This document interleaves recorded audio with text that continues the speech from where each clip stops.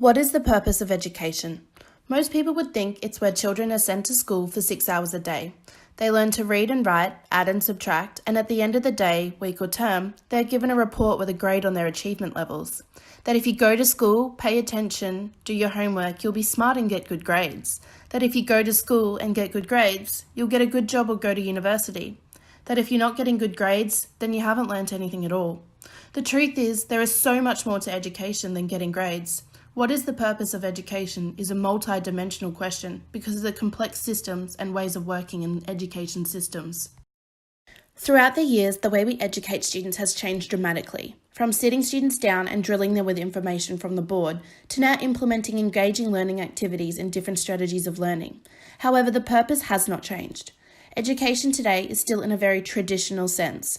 Students must be heavily involved in learning about the academic subjects, such as math, English and science, as opposed to the creative, non-academic subjects, such as the arts and music.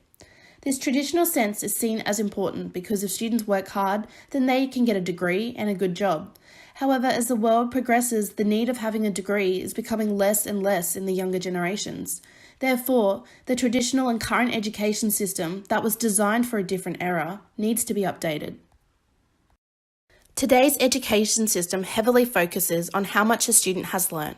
We ask them to complete standardised testing and assessments, and as a result, students are given a grade to how much they have learnt, or from a student's perspective, how smart they are. The purpose of education should not be about giving grades and that students learn. The purpose should be that students are learning about something, and they are learning that something for a reason. Teachers can sometimes get too caught up in promoting learning, supporting learning, facilitating learning, and student learning to reach achievement levels that they often forget the of what or content and the for what or purpose of learning. As Biesta states, the question of the purpose of education is the most fundamental for the simple reason that if we do not know what we are seeking to achieve with our educational arrangements and endeavours, we cannot make any decisions about the content that is most appropriate. Therefore, in order to effectively teach, one must understand what the purpose of education is. There are three main domains or purposes of education: qualification, socialisation, and subjectification. The qualification domain has to do with the transmission and development of knowledge, skills, and dispositions. This gives students qualifications and allows them to do something with this knowledge. As we live in many complex societies, this domain seeks to prepare students for that. It teaches students the necessary skills to prepare them for the workforce. However, it is not solely restricted to the preparation of the workforce. It provides students with knowledge and skills for political literacy, also known as the knowledge and skills needed for citizenship, and to become active and informed members of society. But education is not just about knowledge, skills, and dispositions. The socialisation domain has to do with how education teaches us how to become part of different and particular social, cultural, and political orders. This domain seeks to teach students behaviours, norms, and values of society. From this viewpoint, education plays an important role in the continuation of particular cultural and religious traditions, or for the purpose of professional socialisation. Even though socialisation is not an explicit focus through education programs and practices, it still provides students with knowledge and skills of socialisation through the hidden curriculum. The third and final domain or purpose of education is subjectification.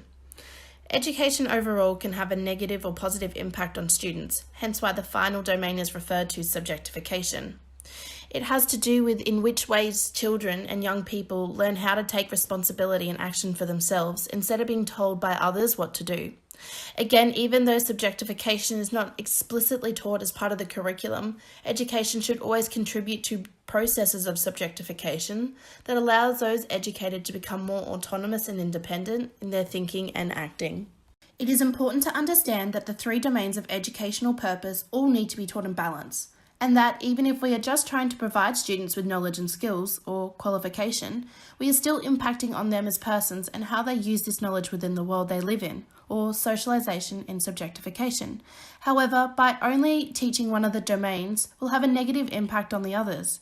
As previously mentioned, this is a current worldwide issue, as education systems are constantly putting pressure on teachers and students for high achievement within the qualification domain, often forgetting about socialisation and objectification. Putting excess pressure on students and teachers can cause stress, especially for cultures where failure is not an option. Therefore, it is crucial that educators reflect on the current education system and practice in relation to the three domains of educational purpose. It is important to understand that the purpose of education is not solely based around qualification and academic achievements.